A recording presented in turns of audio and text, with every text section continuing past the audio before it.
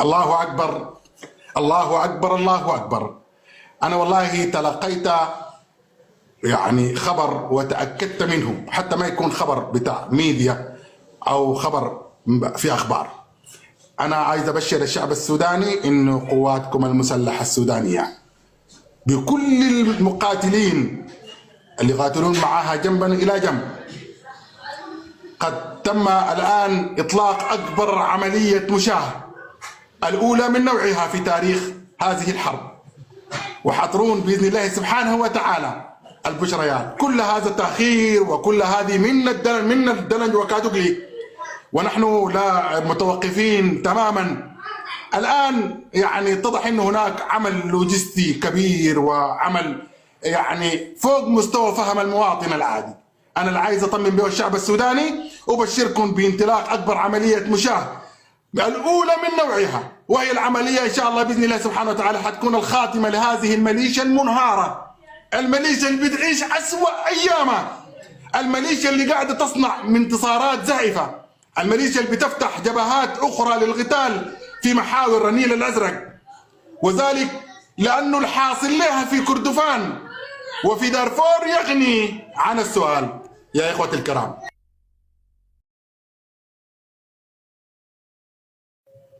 الحاصل لها يغني عن السؤال ويغني عن الكلام.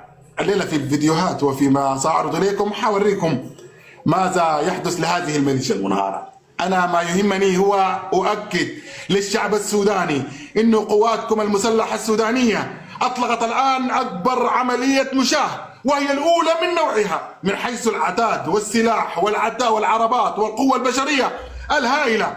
الميليشيا سوف تتفاجأ بإذن الله سبحانه وتعالى.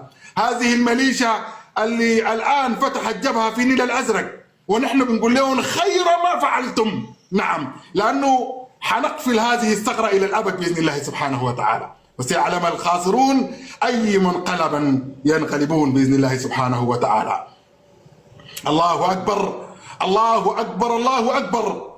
القوات المسلحة السودانية تسحق مرتزقة ابن زايد الأثيوبية في منطقة مقجة، وتستولى على مخازن وعدد كبير من الأسلحة. الحمد لله رب العالمين، قواتكم المسلحة وسلاح الجو شغال فيهم فتك ومتك. وأنا اللي راح أذكر لكم كمية العتاد والخسائر المهولة اللي ما بحدثوكم عنها أبواغ الميليشيا النتنة اللي قاعدة تتحدث عن انتصارات زائفة لرفع روحها المعنوية للأشاوش اللي بيقوا في حالة بتاعت مجاعة. وأنا حسرد لكم إن شاء الله في اللايف ده الليلة ماذا حدث لهم بإذن الله. العملية الليلة في مقجة أسفرت عن السيطرة على مخازن كبيرة جدا فروا خلوها للأسلحة، وكبدت الميليشيا خسائر فادحة في الأرواح والعتاد، والحمد لله في تقدم ميداني. ووالله وبالله حشود بشرية وقوة وعتاد وصل الآن إلى النيل الأزرق سيسحق هذه الميليشيا، وخذوها عني 3 أيام. والله وبالله أي ميليشي دخل مدينة الكرمك ودخل النيل الأزرق أقسم بالله العلي العظيم لن يعاود الكرة مرة أخرى لهذه المنطقة، وإن غدا لناظره غريب. بتجوا لايفنا هنا بس اسمعوا وارموه البحر بإذن الله سبحانه وتعالى. الله أكبر، الله أكبر. قواتكم المسلحة والقوات المساندة تتقدم بمحور النيل الأزرق، سدد الله الرمي وثبت الأقدام، شغل كبير. ده غير النفرة الشعبية والمقاومة الشعبية اللي هبت هبة رهيبة من أبناء النيل الأزرق اللي فاضت بهم المعسكرات. الله أكبر، الله أكبر. أنا حوريكم فيديو في بداية اللايف ده من داخل غرفة القيادة والسيطرة احتفالا بتلك الانتصارات المباشرة في النيل الأزرق. الله أكبر، الله أكبر. النصر من عند الله. هاجمت قواتنا اليوم منطقة مقجة الساعة 4:10 استولت على الموقع. الله أكبر، الله أكبر، الله أكبر، الله أكبر. وتم تدمير عدد كبير من العربات المحملة وعدد كبير من القتلى، تاركين وراءهم عدد من الذخائر الهاونات الله اكبر. من العربات المدمره، واحتسبنا واحد شهيد. ربنا يتقبل ان شاء الله. واحد جريح. النصر من عند الله، والنصر للقوات الشعب المسلحه. الله اكبر. جيش واحد، شعب واحد. الله اكبر، الله اكبر، الله اكبر، الله اكبر، الله اكبر. الله الف مبروك، الف مبروك، وتحياتنا لكل الابطال. واللي في التقاعد المتحرك. ده كان جزء من تلقي اخبار الانتصارات، وانا بقول للفرحين بدخول النيل الازرق مدينه الكرمك، والله لن تخرجوا منها كما دخلتم. الله اكبر، الله اكبر، نصر من الله وفتح قريب. انا بديكم 3 يوم، من اراد منكم الحياه فلينجو بنفسه، والله وبالله لن نتوقف الا بكم داخل الحدود الاثيوبيه، وبعد ذاك عندنا كلام ثاني باذن الله غالبا. وسيعرف هؤلاء الميليشيا القوات المسلحه السودانيه على حقيقتها باذن الله سبحانه وتعالى. الله اكبر، الله اكبر، الله اكبر. الحمد لله رب العالمين. قواتكم المسلحه الليله عبر سلاح الجو الطيران الفتاك قاموا بتدمير فزع قادم من اثيوبيا الى الكرمك بقياده الميليشي صالح سالم. هلك هذا المتحرك بنسبه 90%، والقوه اللي كانت موجوده فيه اللي جاءت لهذه الفزع. الحمد لله رب العالمين. الليله سلاح الجو صاحي تماما ودمر الليله. طبعا الناس زي الان محتاجين للعتاد والعده. انا بوريكم ليه، لانه وهزم في هذه الايام الثلاثه الناس زي المنيو بخسائر في العتاد والارواح لا تحصى ولا تعد. انا حديكم جزء منها واوريكم الناس زي الان عايزين الفزع، اللي هذا الفزع الليله لم يصل بفضل قوات سلاح الجو اللي دمرت الفزع بنسبه 90% وقضت على الميليشي صالح سالم اللي جاي بمدد من اثيوبيا الى الكرمك. الحمد لله رب العالمين. يا جماعه اللي قاعد يحدث الان، انا حديكم لوحه يعني بسيطه. قاعد يحدث الان من عمليات في النيل الازرق وما يتم ترتيبه اللي في كردفان للقضاء على هذه الميليشيا تماما في كردفان، هي عمليه غايه في التعقيدات ولا يفهموها الا اصحاب الكليه الحربيه. المواطن المعرفة التفاصيل البسيطة اللي بيحتاج يعرفها نحن قاعدين نوريها لكم يهو في الأخبار هنا. أما هناك أسرار كبيرة جدا. أنا أبشركم وأبشر الشعب السوداني إنه هناك شغل كبير حتقوم به القوات المسلحة حيفاجئ العالم بإذن الله سبحانه وتعالى في اليومين الجاية. الميليشيا يا إخوة الكرام في قطاع النيل الأزرق خسائر فادحة يا إخوة الكرام. الجيش نفذ أكبر عملية مناورة تكتيكية منذ بداية هذه الحرب، وجرح هؤلاء المرتزقة هزائم متلاحقة. تخيلوا معاي إنه أمس من الساعة 8 صباحا تم تدمير أكثر من 121 عربة قتالية بتدمير كامل، واستولينا على أكثر من 10 عربات كبيرة محملة بالذخائر والوقود، ودمرنا أكثر من عدد 4 دبابات، ودمرنا أكثر من عدد 4 مدافع كبيرة محملة على عربات، وتدمير منصة دفاع جوي بطاقمة، و8 عربات مصفحة، و3 كاتيوشا، وهلاك عدد لا يحصى من هذه الميليشيا المتمردة، وإصابة المئات، بينهم عدد كمان من النساء الأثيوبيات المجندات في من الجيش الأثيوبي. مؤامرة كبيرة. أنا كنت أعلم تماما ذهاب أبي أحمد إلى الإمارات في ظل الصواريخ البالستية التي تسقط على الدويلة ليس بالأمر العادي. ولو بتذكروا أنا على اللايف كنت سألت أخويا برهف ماذا تعني زيارة هذا العرقيط إلى دولة الخمارات في هذا الوقت. هو المسيرة والصواريخ البلاستية تتساقط عليه أبراج الخمارات. ترى مشى كان لياخذ الاوردر يا اخوة الكرام ويقبض ثمن عمالته لفتح جبهة جديدة، ولكن والله يا ابي احمد باعت خسارة البيعة وخسرت التجارة وبإذن الله سبحانه وتعالى ستدفع الثمن، ثمن خيانتك وثمن عمالتك. وأنت تعلم عبر التاريخ إن اللي بيمد لنا يده بالشر ما حيلاقي إلا شر لا يعرف له فكاك بإذن الله سبحانه وتعالى. كان من ضمن الفطائس ومن الإصابات عدد كبير من نساء الأثيوبيات المجندات في الجيش الأثيوبي تم ترحيلهم مما تبقى من المصابين داخل الأراضي الأثيوبية. وعدد كبير مهول من الفطائس من الأثيوبيين الملقاة لقيناهم موجودين في الطرقات وبين الأشجار يا إخوتي الكرام. لذلك الميليشيا تريد الفزع، والله وبالله وجودها الآن في الكرمك هي مسألة وقت. ونحن الآن نقدر نقول لكم أنا أبشركم الآن يا أيها الشعب السوداني الطيب إنه مسألة الكرمك وما حولها ده موضوع سوء. وأبشركم كمان وأزيدكم اطمئنان، والله وبالله ومن رفع السماء بغير عمد لن يستطيعوا أن يدخلوا إلى الدمازين، لن يستطيعوا أن يدخلوا إلى الدمازين. بس عشان الناس ترتاح ولهن في الدمازين روقوا وابردوا والأمور طيبة بإذن الله سبحانه وتعالى. هذه الميليشيا اللي بتجمع المرتزقة من اثيوبيا ومن كل مكان ما عندها القدرة، والمحرش ما بكاتل، المحرش ما بكاتل. شيروا التكبيس يا اخوتي الكرام. مسيرات القوات المسلحة السودانية لم تتوقف في الأيام الفاتت دي يا اخوتي الكرام، وكانت في ضربات عنيفة على الجنجويد في مدينة نيالا والضعين، وتم التدبير لهم مرتين يا اخوتي الكرام، وصراخهم وصل وحنزعه لكم ان شاء الله باذن الله سبحانه وتعالى في نشرة الساعة 9 الليلة باذن الله سبحانه وتعالى.